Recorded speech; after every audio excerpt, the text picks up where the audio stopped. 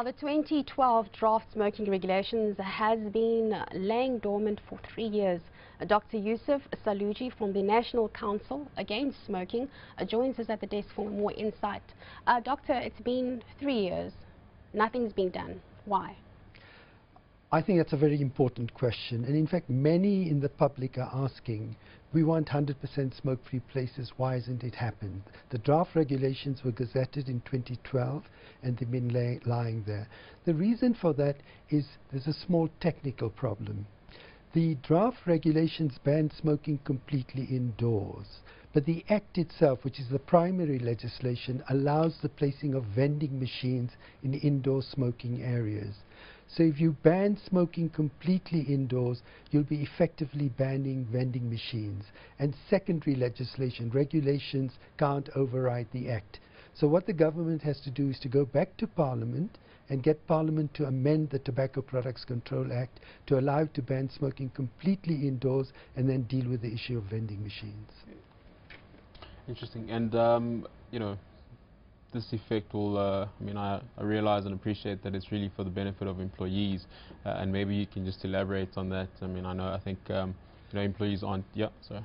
I appreciate the concerns of the taverners. Yes, of course, they've got some issues to consider, but I'm afraid their position is based on misinformation provided by the tobacco industry. Every time we talk about tobacco regulations, the tobacco industry says restaurants will go bust, people won't eat out anymore. Even in 1999, they said all journalists would stop working because you smoke and you write stories, and you know, newsrooms were full of smoke. But of course, nothing of the sort has happened. Restaurants are still in business, and newspapers are still being published.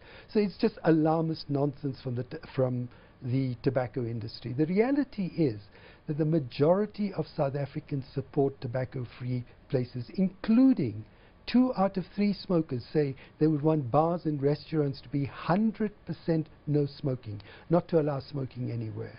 So the majority of South Africans support the law. Between 1999, when the legislation was introduced, and now, the legislation has worked very well. And the most important thing is it protects public health, because unfortunately breathing other people's tobacco smoke can cause lung cancer, heart disease, lung diseases in non-smokers. What about the enforcement of this? I know, for example, in our organization, 10 meters away from a building, that's already been enforced. But is this something that's been widely done, and who's responsible for making sure it's done? Okay, again, I think an important question. Back in 1999 and today, the taverners still say the police have got more important things to do than worry about smoking. The reality is that the public, the ordinary citizen, has demanded the right to clean air and then got that right. So if there was smoking in buildings before, in the workplace, it was ordinary people who said, I don't want to breathe other people's tobacco smoke, went to their employers and said, please do something about it. It's ordinary citizens that are making the law work, and I think it's one of the most effective laws we've ever passed in South Africa, because ordinary citizens support it, ordinary citizens want clean air, and they then work to get it. Yeah.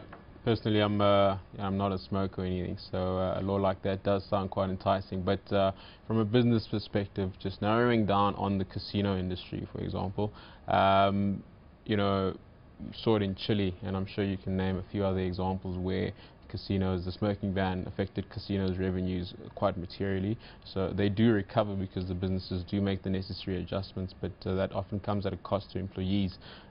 So that could be followed by things like retrenchments and that sort of thing. You know, how do you then balance the benefit between public health and somebody's job? I think you said it yourself.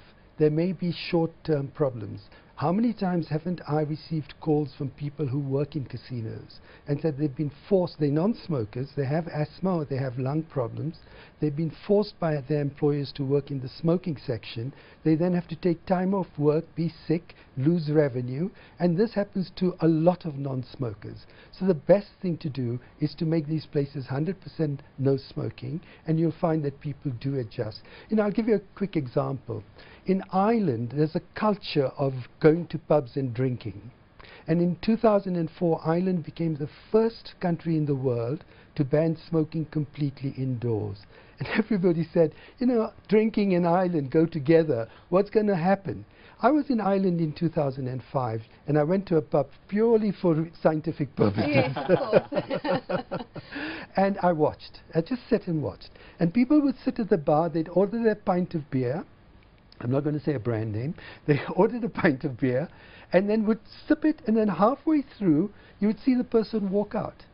And they'd go outside, smoke their cigarette, come back to the bar, and continue to drink. So people adjust. The majority of people want a clean environment, as I said, including the majority of smokers. And therefore, they will support the Act, and it will work. Doctor, thanks so much for joining us this morning and giving us just an update on where we are in terms of the smoking amendment.